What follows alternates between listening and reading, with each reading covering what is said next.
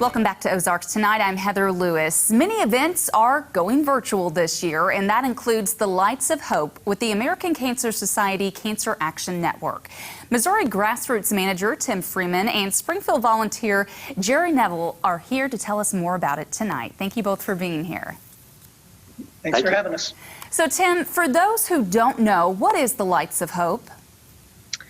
Well, every year in September, volunteers from here in Missouri, there's usually a group of about 10 of us, but then about 500 volunteers from across the country go to Washington, D.C. for what is called our Leadership Summit and Lobby Day event. And basically what that is, like I said, we bring about 500 volunteers from across the country to Washington, D.C. to talk with our elected officials about cancer issues, research funding, different things that relate to cancer.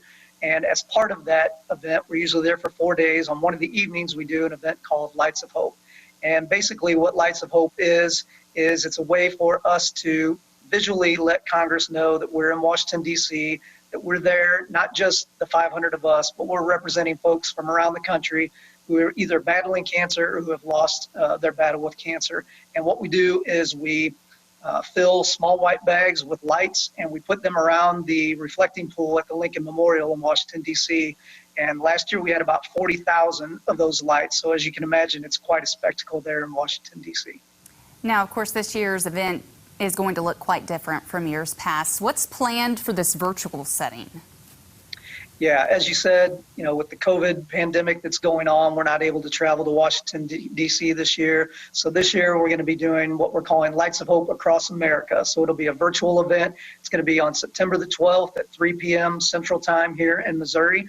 We're going to have a live stream, and we're having folks from all across the country collect Lights of Hope bags, and instead of us displaying them at the reflecting pool at the Lincoln Memorial in Washington, D.C., people are going to be doing individual displays all across the country and then uploading those videos or photos to our live stream event. And we're going to show those during that event so people can see different Lights of Hope displays here in Missouri and in all states across the country. And in fact, we have 2 volunteers in the St. Louis area who are going to be doing a live shot from the St. Louis Arch. So that'll be one of the iconic things that people will see on the video. They have just a few iconic locations across the country, and the Arch is one that was selected. But again, we'll just have virtual displays. It could be on someone's deck, on their front porch, in a local park, lots of different ways, but it'll be all across the country.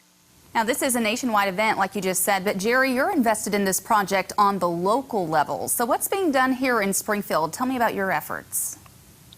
Well, here locally, we'll mainly be setting up something like Tim was saying. We're trying not to have anything where we create a gathering of people. So what we would normally do is set something up. It might be in our driveway.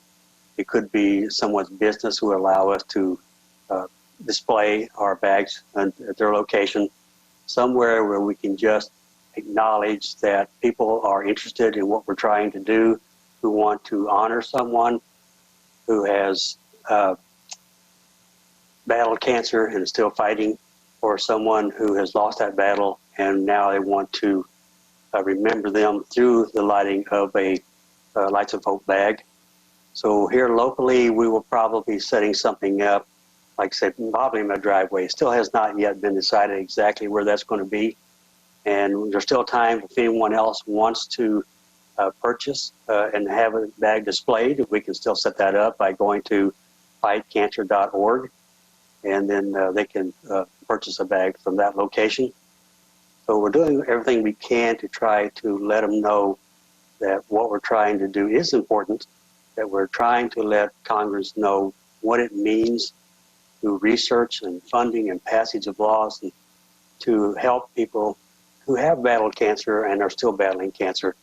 So again, it's not like you would see the 40,000 plus bags in Washington, D.C., but collectively, if we all do this together, it'll be done prior to the 12th here locally so that we can have photographs taken and shown nationally on the 12th. And like you said, a lot of people are affected by cancer. Far too many families understand what it means just to watch a loved one battle cancer or go through it themselves. What kind of feedback do you get from those people about the Lights of Hope event? People love to see that. It is powerful. when you see a bag with somebody's name on it, someone who they wanted recognized, and it is quite powerful. And it is, like I said, it's unfortunate you could not see it in Washington, D.C. when you got that 40,000 plus, but it is very powerful. But here locally, even just knowing that someone cares, someone they can project what they feel out to someone else, it is something that we try to do, and people locally would like to see it as well, and there's still time for them to do that. And there was about 40,000 last year in D.C. Are you all anticipating having about that same number this year too? You know, I think there'll be even more now that it's a nationwide event. Some people who wouldn't normally be able to come to Washington, D.C. might be setting up their own displays, you know, in their driveways. We can send them bags. We can get bags ordered for anybody who's interested and get those sent to them. So I anticipate that there may be even more bags than that, but there'll be much more than the 500 of us who are usually there seeing the bags. We're hoping there'll be maybe hundreds of thousands of folks actually watching the live stream across the country. And Jerry, you mentioned, you know, purchasing these bags too. How much is that, and where does that money raised from this event go? Each bag is $10, and it goes towards our efforts to contact our congressman in developing, to say, funding for research. It takes time to convince them sometimes of the need and the importance of what we're trying to accomplish. It's also important we stay in touch with them for the passage of various laws that either benefit a cancer patient, or it could be a case of the law that needs to be changed so that it's not something bad that would occur. An example of what we did locally in Springfield was the vaping for teenagers. We participated in that effort to prevent teenagers under the age of 18 from purchasing vaping products. And that's an example of what we try to do. And Tim, tell us one more time when all of this is happening.